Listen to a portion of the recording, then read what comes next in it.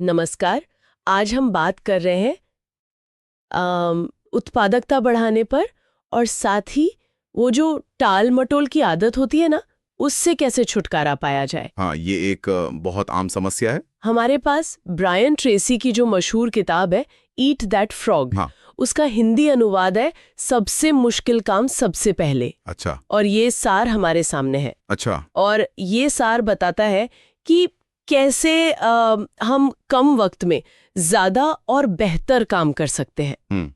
तो चलिए इस पर थोड़ी गहराई से बात करते हैं। बिल्कुल। और देखिए, ये सिर्फ काम खत्म करने की बात नहीं है। असल मुद्दा तो ये समझना है कि भाई कौन सा काम है जो वाकई जरूरी है। हाँ, ये पहचानना। और फिर उसे करने के लिए दिमागी तौर पर मतलब मेंटली कैसे तैयार हों।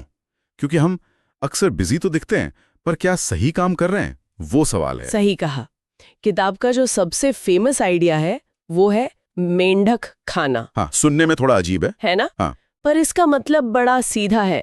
दिन का जो सबसे बड़ा, सबसे मुश्किल या कहे सबसे जरूरी काम है, उससे पकड़ो और सबसे पहले निपटा दो। और इसका जो साइकोलॉजिकल असर होता है ना, वो कमाल का है। सोचिए, सुबह सुबह ही अगर वो सबसे भारी पत्थर हट गया रास्ते से, हाँ, तो पूरा दिन कितना हल्का महसूस होता है। एक अलग ही एनर्जी आ जाती है। बिल्कुल। और ये टाल मटोल का जो चक्कर है, हाँ, वो टूटता है ऐसे। उसको तोड़ने का ये बढ़िया तरीका है, क्योंकि हाँ। हम मुश्किल काम ही तो टालते रहते हैं ना अक्सर। वही तो। और फिर वो दिमाग पर बोझ बने रहते हैं पूरे दिन। अच्छा, इसके अलावा किताब में प्लानिंग पर भी जोर है, मतलब हर दिन की शुरुआत योजना बनाने से हो। हाँ, प्लानिंग तो बहुत जरूरी है। और एक और दिलचस्प चीज है 80-20 का नियम, कि हमारे लगभग 80% नतीजे सिर्फ 20% कामों से आते हैं। ये पैरेटो प्रिंसिपल। हाँ। क्या ये हमेशा इतना इतना सीधा होता है?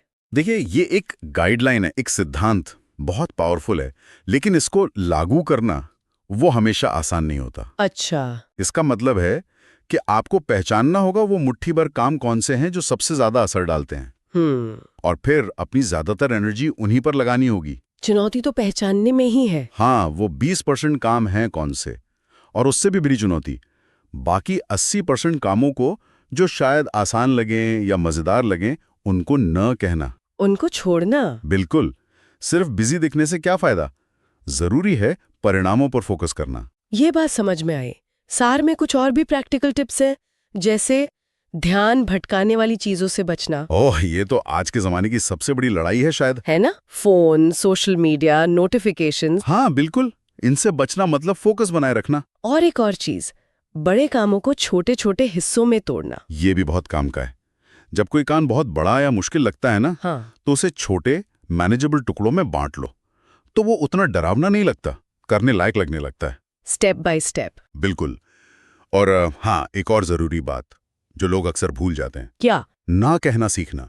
जब जरूरत ना हो या कोई काम आपकी प्राथमिकता से मेल ना खाता हो, तो उसे मना करना। अच्छा, मतलब अपनी एनर्जी बचाने के लिए। हाँ, उन कामों के लिए जो वाकई मायने रखते हैं, तो ना कहना भी एक तरह से प्राथमिकता तय करना ही हुआ। हाँ, ये तो है। और देखिए, ये सब आदतें बनाने की बात है। किताब में लगातार अभ्यास करने पर, सीखते रहने पर भी जोर दिया गया है।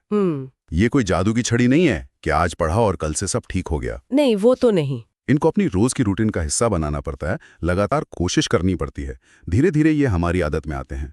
तो अगर हम पूरी बात को समेटें, हाँ। तो संदेश क्या है? संदेश सीधा है, अपना सबसे जरूरी काम वो मेंढक पहचानो, ठीक है। रोज उसके लिए प्लान बनाओ, उसे सबसे पहले करो, और बाकी चीजों को, मतलब जो ध्यान भटकाती हैं, उनको अपने ऊपर हावी मत होने दो। फोकस बनाए रखो। हाँ, और अगर इससे हम थोड़ी बड़ी तस्वीर में देखें ना, तो ये सिर्फ ऑफिस का काम निपटाने की ट्रिक नहीं है। अच्छा। ये असल में जिंदगी में ज्यादा स्पष्टता लाने का तरीका है।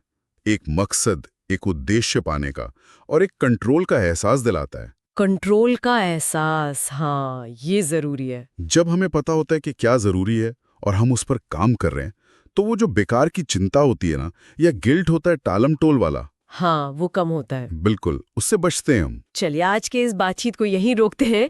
काफी कुछ सोचने को मिला। बिल्कुल। लेकिन जाते जाते एक सवाल हम अपने सुनने वालों के लिए छोड़ जाते हैं। सोचिएगा, कल सुबह का वो कौन सा एक मेंढक है जिसे सबसे पहले खाया जा सकता है?